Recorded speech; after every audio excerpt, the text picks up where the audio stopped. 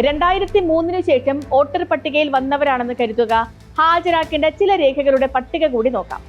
1987 July മാസം 1 മുൻപ് ഇന്ത്യയിൽ ജനിച്ചവരാണെങ്കിൽ അവർ ജനന സർട്ടിഫിക്കറ്റ് ഹാജരാക്കണം.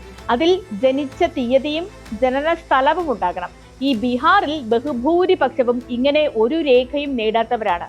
സ്കൂൾ വിദ്യാഭ്യാസം ഇടയ്ക്ക് വെച്ച് നിർത്തുന്നവരാണ് എന്നതുകൊണ്ട് തന്നെ സെക്കൻഡറി സർട്ടിഫിക്കറ്റുകളുമില്ല. ഇനി 1987 ജൂലൈ 1 ശേഷവും 2004 ഡിസംബർ 2 മുൻപും ജനിച്ചവരാണെങ്കിലോ മാതാപിതാക്കളിൽ ഒരാളുടെയെങ്കിലും ജനനം ഇന്ത്യയിലാണെന്ന രേഖ ഹാജരാക്കണം. ഇങ്ങനെ ഒരു രേഖയും ബഹുഭൂരിപക്ഷത്തിനുമില്ല. ഇനി 2004 ഡിസംബർ മാസം 2 ശേഷം ജനിച്ചവരാണെങ്കിൽ മാതാപിതാക്കൾ 2 പേരും ഇന്ത്യയിൽ ജനിച്ചതാണ് എന്ന സർട്ടിഫിക്കറ്റും ഒപ്പം ഇരുവരുടെയും ജനന തീയതിയും സർട്ടിഫിക്കറ്റും ഹാജരാക്കണം. ഇങ്ങനെ സർട്ടിഫിക്കറ്റുകൾ ഇല്ലാത്തവരെല്ലാം വോട്ടർ പട്ടികയ്ക്ക് പുറത്തു പോകും. ഇത് വോട്ടർ പട്ടിക തയ്യാറാക്കാനുള്ള നിബന്ധനയാണോ എന്നതാണ് ചോദ്യം. അതോ പൗരത്വ പട്ടിക തയ്യാറാക്കാനുള്ള നിബന്ധനയോ? വോട്ടർ പട്ടികയിൽ പേര് വന്നാൽ സ്ലിപ്പുമായി എത്തി വോട്ട് ചെയ്യാൻ കഴിയുമായിരുന്നു ഇതുവരെ.